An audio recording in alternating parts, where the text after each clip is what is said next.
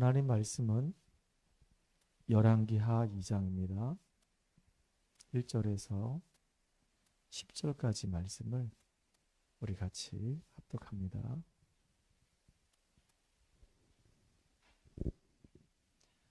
열왕기하 2장 1절에서 10절까지 말씀을 11절까지 말씀을 우리 같이 합독합시다.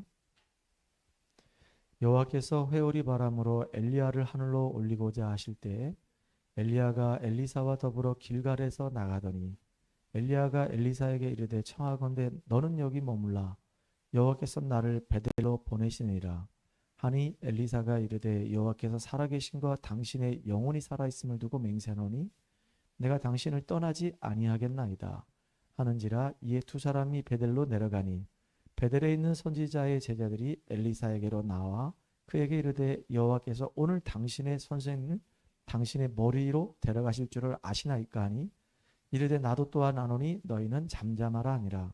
엘리야가 그에게 이르되 엘리사야 청하건대 너는 여기 머물라 여호와께서 나를 여리고로 보내시니라. 엘리사가 이르되 여호와께서 살아계신과 당신의 영혼이 살아있음을 두고 맹세하노니 내가 당신을 떠나지 아니하겠나이다 하니라. 그들이 여리고에 이르매 여리고에 있는 선지자의 제자들이 엘리사에게 나와 이르되 여호와께서 오늘 당신의 선생을 당신의 머리로 데려가실 줄을 아시나이까 하니 엘리사가 이르되 나도 아노니 너희는 잠잠하라.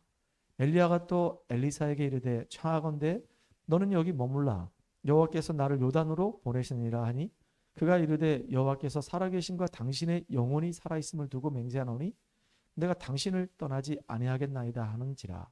이에 두 사람이 가니라. 선지자의 제자 50명이 가서 멀리 서서 바라보매 그 두 사람이 요단가에 서 있더니 엘리야가 겉옷을 가지고 말아 물을 치니 침에 물이 이리저리 갈라지고 두 사람이 마른 땅으로 건너더라. 건너매 엘리야가 엘리사에게 이르되 나를 내게서 데려감을 당하기 전에 내가 내게 어떻게 할지를 구하라. 엘리사가 이르되 당신의 성령이 하시는 역사가 갑절이나 내게 있게 하소서 하는지라.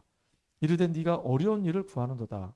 그러나 나를 내게서 데려가시는 것을 네가 보면 그 일이 내게 이루어지려니와 그렇지 아니하면 이루어지지 아니하리라 하고 두 사람이 길을 가며 말하더니 불수레와 불말들이 두 사람을 갈라놓고 엘리야가 회오리 바람으로 하늘로 올라가더라. 아멘. 오늘 저녁에는요 회복해야 할 사명이라고 하는 제목으로 같이 말씀을 나누도록 하겠습니다. 말씀을 전하기 전에 성경에 보면 죽음을 맞이하지 않고 하나님께로 들림받아 간 사람이 딱 두 사람이 있습니다. 한 사람은 에녹이고 또 한 사람은 누굴까요? 오늘 우리가 읽은 엘리야입니다. 이렇게 두 사람이 죽음을 맞이하지 않고 그대로 하나님 앞에 이렇게 부름을 받아 갔습니다. 오늘 이제 회복해야 될 사명인데요. 우리 지난주에 메시지에 한번 잘 생각해 보시기 바랍니다. 우리가 사실은 사명을 회복하기 전에 먼저 회복해야 될 게 있다고 그랬죠. 말씀을 먼저 회복해라. 근데 말씀도 말씀이지만 어떤 말씀이냐? 복음의 이 말씀을 회복해라. 나의 복음을 만들라 그 얘기입니다. 나의 복음을 만들고 내 인생의 여정이 나의 메시지가 되어서 다른 사람을 살릴 수 있을 만큼 증거 있는 증인으로 여러분들이 쓰임받기 바랍니다. 복음을 회복하지 못하면 이스라엘 민족이 당했던 그 고난을 그대로 당할 수밖에 없어요. 이스라엘 민족이 선택받은 민족 아닙니까? 하나님이 세계복음화라고 이스라엘 민족을 선택했는데 이스라엘 민족이 다른 건 다 잘했는데 딱 한 가지를 놓쳤어요. 뭐를 놓쳤을까요? 언약을 놓쳤어요. 복음을 놓쳐가지고 이스라엘 민족은 굉장히 많은 어려움을 당합니다. 애굽 땅에서 430년 동안 노예 생활합니다. 그리고 복음을 또 놓쳐가지고 바벨론에서 70년 동안 포로가 됩니다. 그리고 또 복음을 놓쳐가지고 로마에 230년 동안 250년 동안 속국이 돼요. 참 이렇게 더군다나 나라 없는 민족으로 2000년 동안 유리방하는 민족이 이스라엘 민족입니다. 성경의 역사를 통해서 우리가 중요한 교훈을 알아야 되는 거예요. 우리 개인이 왜 망했냐? 우리 가정이 왜 망했냐? 우리 가문이 왜 망했냐? 우리 시대가 왜 망했냐? 그 이유는 성경으로 돌아가서 보면은 금방 알 수 있어요. 아, 복음을 놓쳤기 때문에 하나님 만나는 비밀을 우리가 누리지 못했기 때문에 결국은 사단에게 잡혀서 다 망할 수밖에 없구나. 이걸 우리가 깨달아야 되는 겁니다. 이렇게 우리가 복음 깨달은 사람만이 이제 우리가 현장에서 뭘 할 수 있냐? 진짜 하나님이 가장 기뻐하시는 말씀 운동을 할 수 있어요. 생명 운동을 할 수 있단 말이에요. 복음 운동을 할 수 있습니다. 왜냐? 우리가 살고 있는 이 문화는 귀신 문화입니다. 우리가 살고 있는 이 현장은 전부 다 우상 문화고 사탄의 문화예요. 그리고 이 세상 문화 자체가 이게 창세기 3장을 배경으로 사람들의 마음과 생각을 다 사로잡고 있기 때문에 그냥 다 빨려 들어가는 겁니다. 여러분 유튜브를 보더라도 유익한 걸 봐야 되는 거예요. 드라마를 보더라도 여러분이 유익한 걸 봐야 되는 겁니다. 여러분들이 유튜브라든가 드라마를 볼 때 영적인 분별력을 가지고 영적인 눈을 뜨고 만약에 볼 수만 있다고 한다면 상관없는데 그냥 그 유튜브에 있는 내용을 TV에서 나오는 그 드라마를 또는 어떤 뉴스라든가 아니면 뭐예요? 이렇게 그 코미디언들 나와서 하는 거 예능 뭐 이런 거 재미로 계속 보다 보면요. 여러분 어느 날 이상하게 팔다리 힘이 쭉쭉 빠지는 날이 올 거란 말이에요. 그렇기 때문에 우리가 영적인 분별력을 가지고 보지 않으면은 다 속습니다. 세상 문화 앞에 그냥 우리도 모르게 세상 문화가 내 영혼부터 시작해서 마음과 이 생각과 이 삶 속에 흠뻑 젖어들어 가지고 나도 모르게 그냥 세상 사람이 되는 겁니다. 그렇게 우리를 싹 병들게 만드는 거예요. 그래서 우리가 현장에서 말씀 운동하는데 중요한 게 뭐냐면요. 여러분이 있는 현장에서 피스메이커가 되기 바랍니다. 여러분이 있음으로 인해서 그 현장이 살아나야 되는 거예요. 여러분 때문에 그 현장에 막 불신과 시기와 미움과 다툼이 있던 그 현장이 화평으로 싹 바뀌어버리는 그런 축복을 누려야 되는 겁니다. 그게 정말로 복음 간자의 증거예요. 그렇잖아요. 흑암이 다 무너지고 있는 증거입니다. 여러분 뭐가 되라고요? 피스메이커. 여러분은 정말로 그 현장의 피스메이커 되기 바랍니다. 사람을 살리는 말을 하고 그 사람을 정말로 살릴 수 있는 그런 주역으로 여러분들이 인도받고 응답받는 축복 사람 되기 바랍니다. 그리고 우리는 목표가 뭐냐면 정말로 하나님이 우리를 장로로 세워서 우리를 정말로 전도제자로 세워서 70현장, 70지역, 70나라 살릴 수 있는 이러한 증인들로 우리가 쓰임받아야 되는 거예요. 여러분이 이렇게 중요한 한 사람으로 선택된 겁니다. 그렇기 때문에 이렇게 우리가 전도와 선교 속에 우리의 방향과 모든 것을 맞췄다고 한다면 이번 주 강단 말씀처럼 여러분이 정말로 하나님께 드리는 이 헌금은요. 이게 정말로 이유가 있고 의미가 있는 거예요. 헌금을 하더라도 정말로 가치를 알고 의미를 알고 하나님께 드리는 여러분 되기 바랍니다. 그 제일 기본이 뭐냐? 신앙생활의 가장 기본이 11조예요. 내 것도 사실은 내 목숨도 하나님 거지만 나에게 주신 그 모든 물질이 사실 하나님 거거든요. 그러니까 하나님께 내가 드릴 수 있는 그런 믿음이 우리한테 있어야 되는 겁니다. 그리고 또 하나는 뭐냐면 우리 교회가 이 지역을 살리기 위해서 세워졌기 때문에 정말로 우리 교회가 이 지역에 영향력 줄 수 있는 교회를 성장할 수 있도록 여러분들이 기도하면서 조금씩 건축 헌금도 해야 되는 겁니다. 그리고 중요한 거 우리는 정말로 237과 저 5천 종종을 향해서 마음 담고 기도하고 있잖아요. 그러니까 우리가 성경금도 많지는 않지만 적은 물질이라도 우리가 하나님께 드릴 수 있는 이런 훈련이 돼야 되는 겁니다. 참 이게 중요한 거예요. 그리고 우리 소중한 우리 후대들이 있잖아요. 우리 후대들을 영적인 서밋으로 기능 서밋으로 문화 서밋으로 세울 수 있는 RUTC를 놓고 여러분들이 기도하면서 여러분이 정말로 이제 재능 기부도 해야 되겠고요. 여러분이 정말로 여기에 마음 담고 헌신도 해야 된단 말이에요. 이게 정말로 우리가 하나님의 나라 일을 이루는 데 있어서 굉장히 중요한 것들이란 말이에요. 이런 응답들을 우리는 저와 여러분 되기를 주의 이름으로 축복합니다. 오늘은요 2사람이 나와요. 누가 나오냐면 엘리야하고 엘리사가 나오게 됩니다. 그러면 엘리야가 삶을 살았던 엘리야의 여정이 있어요.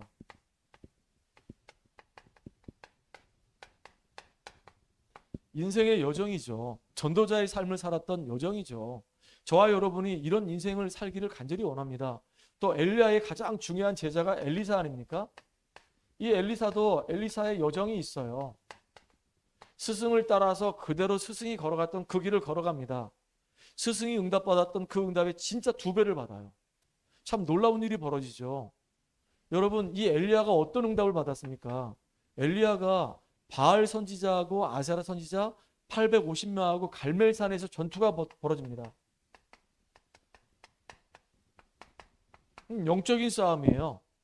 완전히 진짜 거짓 선지자들이 온 땅을 완전히 싹 사로잡고 많은 사람들의 마음과 생각을 다 붙잡고 뒤흔들고 있는 그때에 정말로 믿음의 사람 이 엘리야가 그 거짓 선지자하고 영적인 싸움이 확 붙었다는 얘기예요. 그래가지고 엘리야가 기도했는데 어떤 일이 벌어졌냐? 3년 6개월 동안에 그 땅에 비가 내리지 않는 거예요. 참 희한한 일이죠. 그러니까 얼마나 기근이 심했겠어요. 비가 내리기를 얼마나 간절히 원했겠냐고요. 그래가지고 내기를 거는 겁니다. 너희들이 제단을 쌓아가지고 너희들이 믿는 신이 응답을 하는지, 내가 제단을 쌓아가지고 내가 섬기는 하나님이 응답하시는지 한번 우리가 테스트하자. 그렇게 된 겁니다. 그래서 진짜 바알 선지자하고 아세라 선지자 850명이 막 버글버글 몰려든 거예요. 그리고 여기에는 이제 엘리야가 이제 이 단을 쌓고 이제 하나님 앞에 이제 기도하기 전에 얼마나 많은 이제 사람들이 그걸 구경하려고 모여들었겠냐고요. 그때는 이제 이 바알과 이 아세라 선지자 편에 있는 사람이 있고 이 엘리야 편에 있는 사람이 있을 거 아니겠습니까? 비가 한 번도 안 와서 3년 6개월 동안에. 그런데 엘리야가 어느 정도 믿음이 있었냐? 혹시 이 중에 물이 있는 사람들이 있냐? 목이 마르니까 혹시 이렇게 물병을 가져온 사람이 있냐? 미안하지만 그 물병을 다 가져와 가지고 내 이 마른 장작 위에다가 물을 좀 다 뿌려라. 물을 뿌렸는데 어느 정도를 뿌렸냐? 밑에 고랑이 생겨서 물이 흘러갈 만큼 물을 뿌린 거예요. 아니 지금 마른 장작에다가 지금 불이 붙어도 불이 붙을까 말까 한데 거기다 물을 뿌려가지고 흠뻑 그 나무 장작을 적셨다니까요. 그 말은 뭐냐면요, 저 거짓 선지자하고 싸울 때 내가 영적인 싸움에 승리할 수 있다는 뭐가 있었냐면 자신감이 있었던 거예요. 그리고 막 기도하기 시작하는 겁니다. 근데 이 바알과 이 아세라 선지자들은 어떻게 했냐? 막 자기들 나름대로 막 주문도 외우고 별짓을 다 하는 겁니다. 근데 응답이 안 돼. 나중에는 어떻게 했냐? 막 칼로 자기 몸을 막 상하게 하고 거기서 피를 내면서 막 그렇게 기도하는데도 응답이 안 되는 거예요. 그때입니다. 이 엘리야가 정말로 하나님 앞에 간절한 마음으로 딱 기도하기 시작하는 거예요. 그리고 밑에 있는 사원한테 물어보는 겁니다. 한참을 정말로 자기 이 다리 무릎 사이에 얼굴을 확 쳐박고 얼마나 간절히 기도했는지 이제 저 산 너머 저 끝자락에서 혹시 구름이 보이냐라고 확인해 보라는 겁니다. 가서 보니까 아무것도 안 보이거든요. 진짜 저 끝에 구름이 보이냐? 구름이 보이면 와서 얘기해달라. 이제는 진짜 저 끝에 보니까 구름이 보이는 겁니다. 그때서야 이제 이 엘리야가 아합한테 얘기하는 겁니다. 비가 이제 곧 내릴 겁니다. 하나님께서 나에게 응답하셨습니다. 저기 저 바알 선지자, 아세라 선지자는 다 가짜입니다. 저거는 하나님을 대적하는 거짓 선지자입니다. 다 죽여야 됩니다. 비가 쫙 구름이 오더니 진짜 비가 내리는 겁니다. 그때 이제 이스라엘 민족들이 쫙 몰려들어서 싹 다 죽여버리는 거예요. 그 얘기를 누가 들었냐? 아합 왕의 부인이 누구냐? 누구예요? 아합 왕의 부인이 누구예요? 이세벨이잖아요. 입맛 뻥긋뻥긋만 해도 반은 가요. 이세벨이 왕권을 가지고요. 더군다나 이세벨 같은 경우는 거짓 선지자를 섬겼던 사람이잖아요. 바알을 섬겼고 아세라를 섬겼던 사람이었기 때문에 바알과 아세라 선지자가 죽었다는 얘기 듣고요. 이세벨이 막 열이 받친 겁니다, 지금. 그래가지고 엘리야를 죽이지 않으면 내가 밥도 먹지 않겠다라고 얘기하고 왕권을 가지고 엘리야를 잡으라는 거예요. 체포령을 내린 거예요. 그때 엘리야가 어떻게 했을까요? 너무 놀래가지고요. 막 도망가는 겁니다. 올바른 선지자들이 이제 이세벨의 칼날 앞에 다 죽어가는 겁니다, 이제. 그때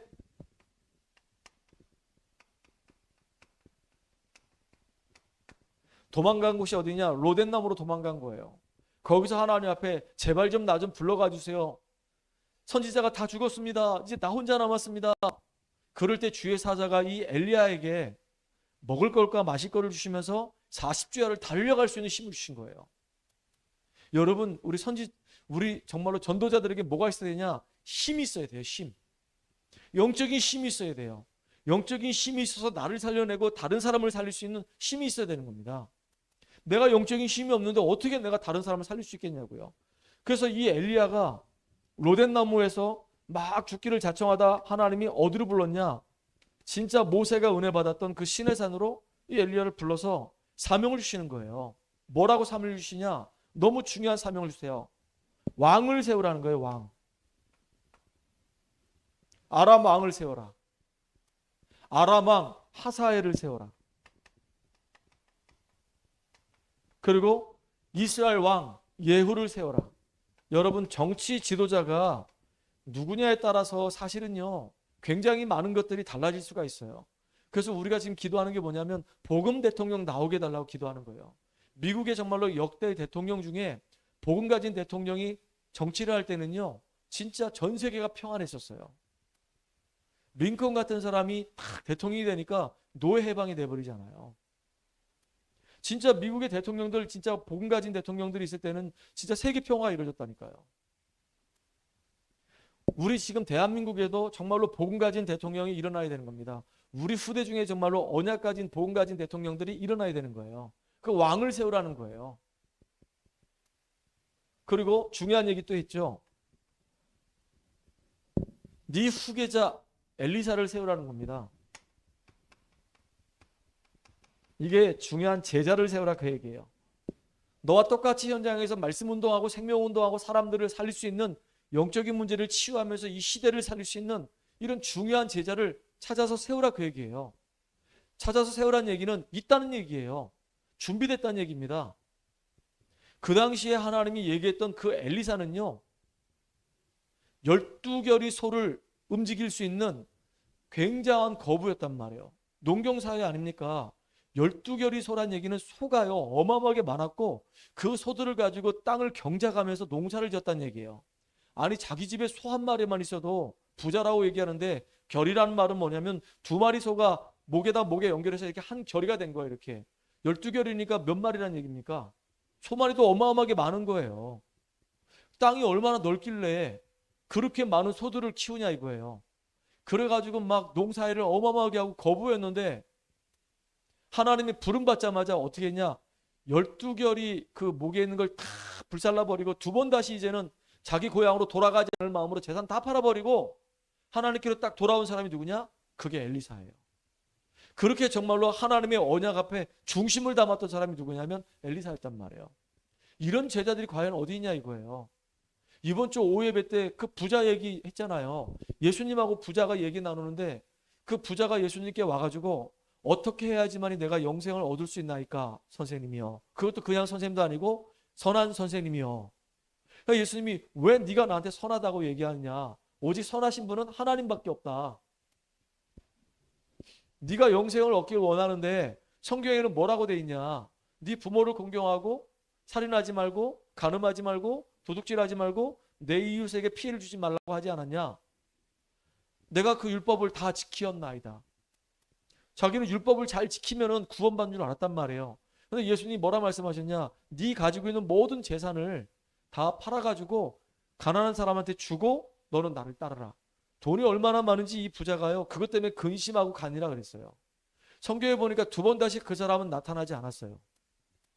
예수님이 이런 말씀하십니다. 부자가 구원받는 것은 낙타가 바늘귀 구멍으로 들어가는 것보다 더 어렵다고 그랬어요. 불가능하다 그 얘기입니다. 그 말은 부자가 구원받지 못한다 그런 말이 아니고, 돈을 가지고는 정말로 우리가 구원받을 수가 없다 그 얘기예요. 100억 가지고 구원받을 수 있습니까? 1000억 가지고 우리가 구원받을 수 있습니까? 돈을 가지고는 우리가 구원받을 수 없다 그 얘기예요. 그렇게 돈이 많으면 사람들이 그 돈을 내려놓을 수 있는 힘이 없어요. 근데 이 엘리야는 그렇게 엄청난 거부인데도 불구하고 복음 앞에 다 내려놓고 엘리야를 따라가는 중요한 제자가 된 겁니다. 참 감사하죠. 그런데다가 뭐라 얘기했냐? 바알에게 절하지 않은 7천 제자가 있다. 이 사람들을 찾아내라 그 얘기예요. 찾아내라. 자, 이제 엘리야가 사역을 다 마치고 이제 하나님 앞에 부름받을 시간표가 다 온 겁니다. 엘리사는 이제 엘리야를 끝까지 따라가는 겁니다. 따라가는 여정 속에 엘리야가 얘기합니다. 하나님이 나를 여리고로 가라 하신다. 그래서 이제 여리고에 갔습니다. 그리고 난 다음에 이 엘리야가 엘리사한테 얘기합니다. 너는 여기에 머무르라 라고 얘기하니까 살아계신 하나님과 그 다음에 이제 엘리야 당신의 이름을 뭐 얘기하면서 그 얘기하잖아요. 여호와께서 살아계신과 당신의 영혼이 살아있음을 두고 맹세하노니 내가 당신을 떠나지 아니하겠나이다. 이렇게 얘기해요. 여리고에 가기 전에 여리고 갈 것이니까 너는 거기에 머무느라. 여리고는 진짜 성도들이 많아요. 거기 제자들도 많아요. 그냥 여기서 목회하면 편안하게 목회할 수 있어요. 근데 이 엘리사는 여기에 마음이 없어요. 여리고도 물론 중요하지만 그 안에 우리 생도들도 물론 중요하지만 거기 성도들도 물론 중요하지만 더 중요한 게 있단 말이에요. 나중에는 또 뭐라 얘기하냐? 하나님이 나를 베델로 부르신다. 너는 여기 머물러 있으라. 그러니까 끝까지 따라간다는 겁니다. 그래야면 어디로 가죠? 나중에는 요단으로 갑니다. 요단까지 갔는데 이 엘리야가 요단까지 따라가는 겁니다. 너무 멋있잖아요. 끝까지 따라가는 겁니다. 끝까지 따라가서 요구했던 게 바로 뭐냐면 당신에게 있는 하나님의 그 능력이 내게 갑절로 임하기를 원합니다. 엘리야가 살았던 그 시대보다 엘리야가 살았던 그 시대가 더 악하기 때문에 나는 정말로 갑절의 능력이 되게 필요합니다. 여러분에게 정말로 필요한 게 뭡니까? 하나님 주신 그 힘이 여러분에게 필요하단 말이에요. 그 힘을 얻는 여러분들이 바랍니다. 그러니까 어떤 일이 벌어졌냐? 진짜 싸우지 않고도 이기는 그런 일이 벌어졌어요. 아람 나라가 쳐들어온 겁니다. 어디로 쳐들어왔죠? 도단성으로 쳐들어왔어요. 아람 나라 왕이 이해가 안 되는 겁니다. 도대체 저 조그만 땅, 저 이스라엘 저 땅을 왜 우리가 정복을 못하냐? 왜 우리가 싸움을 나가기만 하면 번번이 계속 지고 돌아오냐? 진짜 내가 이것 때문에 너무 마음이 아프다. 우리 중에 혹시 첩자가 있는 거 아니냐? 라고 얘기할 만큼 그때 한 신하가 얘기합니다. 그 이스라엘 땅에는 하나님의 종 엘리사가 있는데 그 종이 왕이 침소해서 생각하는 것까지 다 알고 있습니다. 그래서 우리가 싸울 수가 없습니다. 싸우면 다 질 수밖에 없습니다. 그 엘리야를 잡아서 죽여야겠다. 엘리야를 잡으러 가자. 이렇게 된 겁니다. 잡을 수 있었을까요? 못 잡았어요. 그들의 눈을 전부 다 어둡게 만들어 놓고 엘리사가 다 죽일 수 있었는데 안 죽이는 거 있죠. 그 밑에 있는 사환이 막 아람 군대가 쳐들어가 막 너무 놀래가지고 막 호들갑을 떠는 겁니다. 큰일 났다고 하면서. 그때 하나님께서 엘리사가 하나님께 기도하는데 저 종의 눈을 열어달라고 딱 했는데 보니까요. 언약 가진 백성에게 불말과 불병가가 총동원돼서 쫙 함께하는 겁니다. 여러분들에게 이렇게 하늘 군대가 동원돼서 여러분과 함께한다는 사실이에요. 그래서 이 엘리사는 아람 군대하고 싸우지 않고도 승리했습니다. 정말로 우리가 복음 가지고 있다고 한다면요. 싸우지 않고도 우리가 경쟁에서 얼마든지 우리 이길 수 있어요. 그 대표적인 증거, 요셉은 한 번도 싸운 적이 없어요. 형들하고 싸운 적도 없고 노예로 가서 싸운 적도 없고 감옥 가서 싸운 적도 없고 총리가 돼서 싸운 적도 없습니다. 근데 하나님이 요셉을 계속 축복하시니까 결국은요. 싸우지 않고도 완전히 시대를 살리는 응답을 주셨어요. 다니엘도 마찬가지입니다. 다니엘도 그 시대의 바벨론에 다니엘을 시기하고 모함하는 사람이 얼마나 많은지요. 죽이지 못해서 막 눈이 뻘건 사람들만 잔뜩 있어요. 그래가지고 왕한테 가서 조서의 어인을 딱 찍어서 다니엘이 이제 다른 신을 섬기면 죽이도록 이렇게 딱 세팅을 해놓은 겁니다. 나중에 어떻게 됐을까요? 다니엘이 죽은 것이 아니라 다니엘을 죽이려고 사자굴을 만들어놨는데 거기에 지들이 다 빠져서 다 죽어버렸어요. 한 번도 싸운 적이 없어요. 뭐 했냐? 예배드리고 기도한 것밖에 없어요. 근데 정말로 하나님이 승리케 하셨단 말이에요. 여러분, 우리 복음 가진 자들의 자존심, 자부심, 자긍심입니다. 우리 복음 가진 자들은 경쟁할 이유도 없고 싸울 필요도 없어요. 완전히 승리합니다. 나중에 이 엘리사가 뭐 했냐? 도단성에서 모든 이스라엘 백성들을 하나님께로 돌아오게 만드는 이 중요한 운동이 있어요. 여러분, 이게 진짜 너무너무 중요한 거예요. 시대를 살리는 도단성 운동. 너무너무 중요하잖아요. 얼마나 중요합니까? 영적인 싸움에 완전히 승리하는 겁니다. 이 아람 나라는 지금으로 얘기하면 영향력 줄 수 있는 선진국이에요. 선진국의 영향이 얼마나 큽니까? 우리가 예전에 후진국일 때 일본의 영향을 그대로 받았거든요. 심지어는 일본의 지배를 받았어요. 36년 동안. 힘이 없으니까. 그러니까 문화도 그렇고 영향도 그렇고 다 받을 수밖에 없는 겁니다. 그런데 복음을 갖고 누리다 보니까 이제는요. 선진국도 살려낼 수 있는 주역이 되는 거예요. 여러분들이 진짜 이 응답을 누리는 축복의 사람 되기 바랍니다. 여러분보다 강한 사람이라 하더라도 두려워하지 마세요. 어떤 분이 전도하러 갔다가 나한테 그런 고백하더라고요. 그때는 이분이 전도사님이었거든요. 나한테 목사님 현장에 가서 전도하려고 하는데요. 어떤 여자분을 만났는데 와 그분은 딱 보자마자 귀티가 그냥 줄줄 흐릅니다. 사람이 이렇게 교양도 있고 배움도 있고 그리고 배경도 있고 돈도 많은 여자 같아요. 근데 그 앞에 가서 내가 복음 딱 전하려고 하니까 내 모습이 너무 내 몰골이 너무 초라해 보입니다. 옷도 뭐 그렇게 후질구리하고 전도사니까 무슨 돈이 있습니까? 옷도 후질구리하고 신발도 이렇게 반짝반짝하지 않고 후질구리하고 그리고 얼굴도 이렇게 뭐 자신감도 없고 꾀지지하고 그러니까 그 사람 앞에 딱 가니까 이상하게 눌린다는 거예요. 그래가지고 복음 한마디 못 전했다는 겁니다. 그래서 나한테 와서 얘기하길래 내가 그랬어요. 전사님 껍데기 보고 속지 마세요. 그 사람의 그 껍데기는 화려할지 몰라도 그 사람의 속사람은 지금 복음이 없어서 살려달라고 지금 애원하고 있습니다. 그 소리를 들을 수 있어야 되는 겁니다. 누구를 만나든 간에 어떤 사람을 만나든 간에 당연히 복음이 필요합니다. 장관도 복음이 필요하고 국회의원도 복음이 필요하고 저 대학 교수도 복음이 필요하고 사업하는 기업가도 복음이 필요합니다. 누구든지 하나님 만나지 않은 사람들은 참된 평안이 없습니다. 오죽하면 서울시장이 자살해 죽고 부산시장이 자살해 죽고 국회의원 했던 사람이 자살해 죽습니까? 왜 그 대기업의 그 회장이 자살해 죽습니까? 진짜 그 사람 속에 생명이 있다고 한다면 하나님이 함께 한다고 한다면 어떤 문제가 와도 그 문제를 이길 힘을 하나님 주시지 않겠습니까? 근데 사실은 하나님 만나지 못한 사람은 그걸 이길 힘이 없습니다. 그래서 절대 속지 마세요. 다 껍데기입니다. 껍데기 보고 속지 마세요. 여러분들도 껍데기 보고 속지 마시기 바랍니다. 우리의 겉사람은 시간이 지나면 지날수록 점점점 후패한다 그랬어요. 후패. 이제 늙어가는 겁니다. 하지만 우리 속사람은요. 복음 때문에 점점 이렇게 달라지는 겁니다. 어제도 동해 다락방 가가지고 다락방을 했는데 우리 장모님이 그런 얘기 하더라고요. 예전에 내가 예수 믿기 전에 이 사회생활을 하면서 사람들한테 이런저런 얘기 많이 들었는데 집안에 종교가 2개면 바람잘 없다고 하더라. 집안에 막 시끄럽다고 하더라. 그 집안에는 종교가 딱 하나가 있어야지만 평안하다고 하더라. 그리고 나는 70년 넘게 불교 이렇게 섬기다가 이제 예수 믿게 됐고 이제 하나님을 믿는 사람으로 바뀌었는데 처음에는 좀 많이 불안하더라. 하도 이상한 얘기 들어서 종교를 바꾸면 집안에 막 우환이 막 온다 그래가지고 사실은 조금 겁먹었다.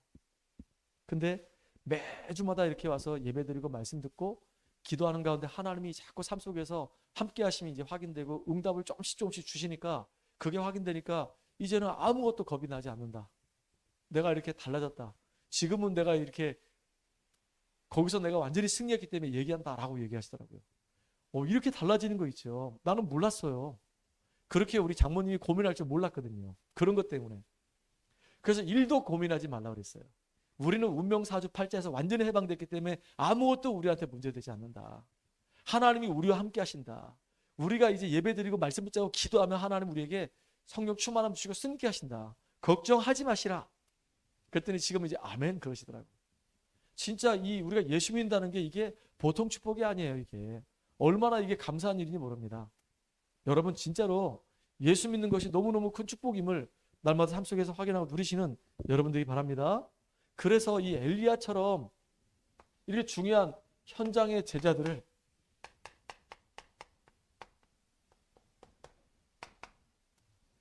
많이 세워야 되는 겁니다. 어느 정도냐? 여리고도 여리고란다. 길갈이죠.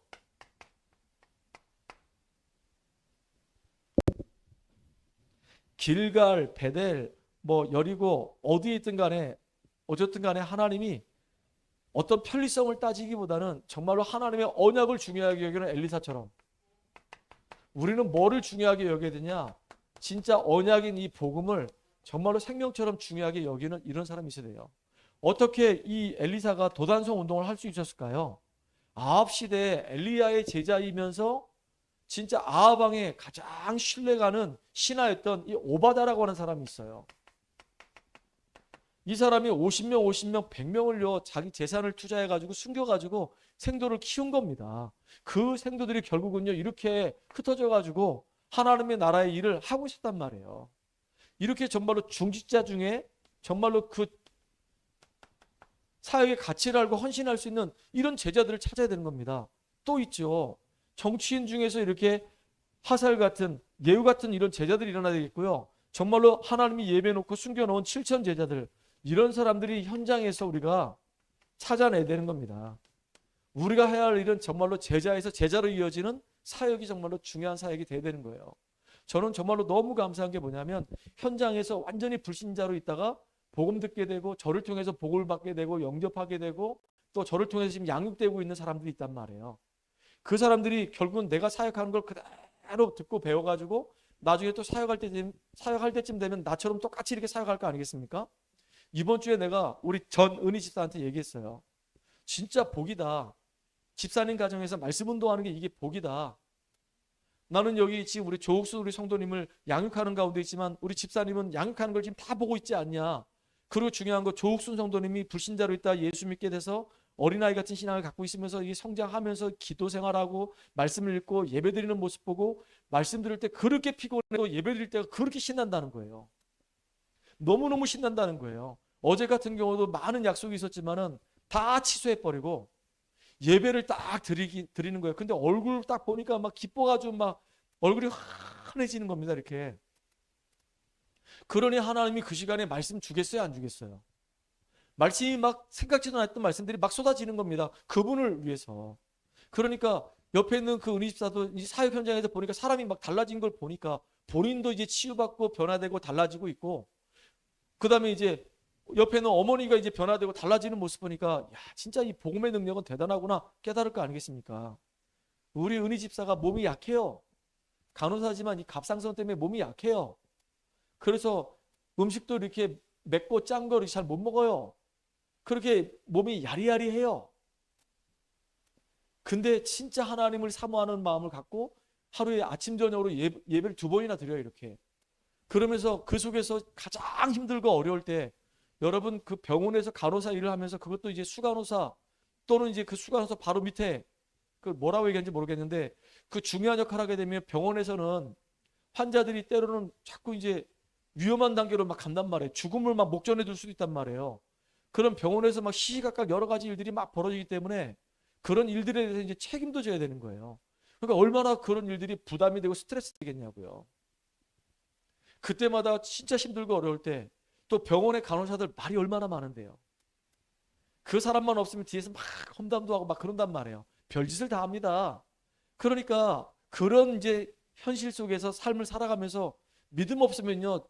똑같이 동화되거나 아니면요. 왕따 되는 게 딱 맞아요. 같이 어울리지 않으면 왕따 되는 거죠. 아니면 똑같은 사람 되든지. 근데 이제 믿음이 있으니까 기도하면서 이제 그 현장을 보고 기도하는 겁니다. 그리고 예배 드릴 때마다 자꾸 힘을 얻는 거예요. 아마 은희 집사한테 물어보면은 증거 많을 거예요.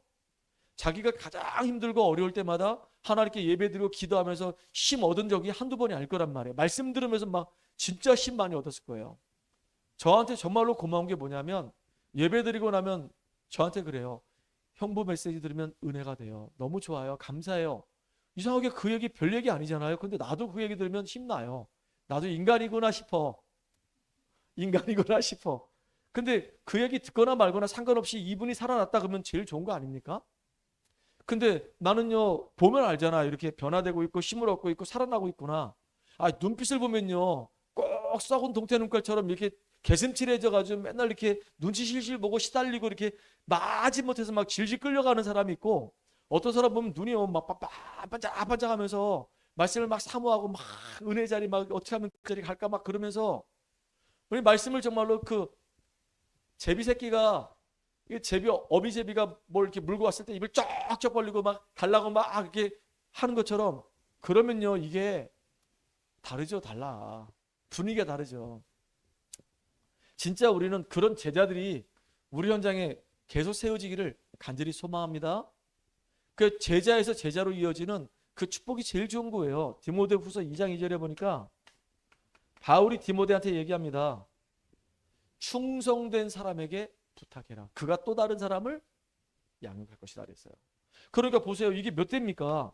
바울에게서 디모데로, 또 이 디모데가 충성된 사람에게, 또 이 충성된 사람이 또 다른 사람에게, 벌써 이게 한 2대, 3대, 4대째 아닙니까? 이렇게 제자에서 제자로 쭉 이어지는 이 응답들을 우리가 정말로 누리기 바랍니다. 오늘은 금요일 날 전도학교이기 때문에 우리가 정말로 회복해야 될 사명이에요.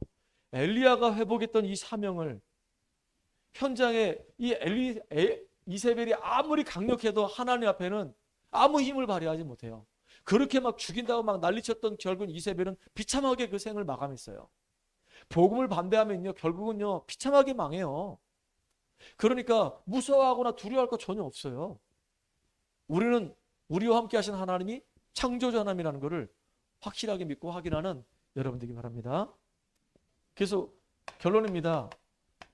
정말로 전도제에게 정말로 필요한 게 뭐냐? 오늘 왕하 2장 9절에 나왔던 것처럼 성령 충만입니다.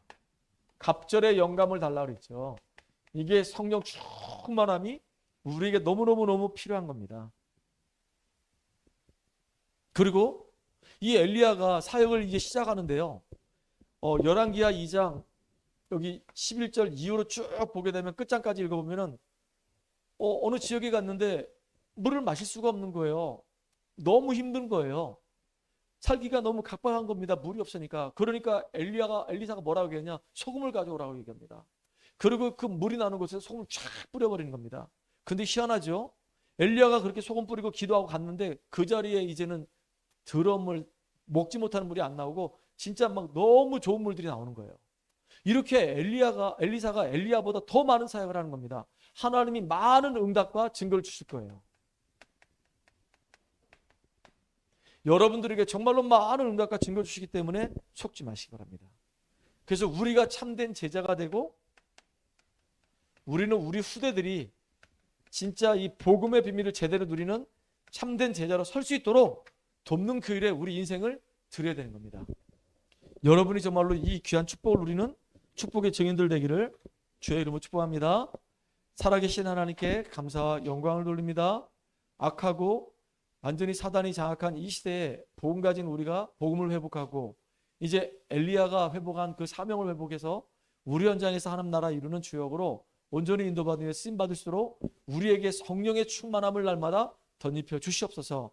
그래서 현장에서 우리가 복음 전할 수 있는 준비, 말씀 운동할 수 있는 준비, 제자 찾아낼 수 있는 준비가 되어지는 귀중한 시작이 될수록 주님이 역사하여 주시옵소서. 예수 그리스도 이름으로 감사하며 기도합나이다. 아멘.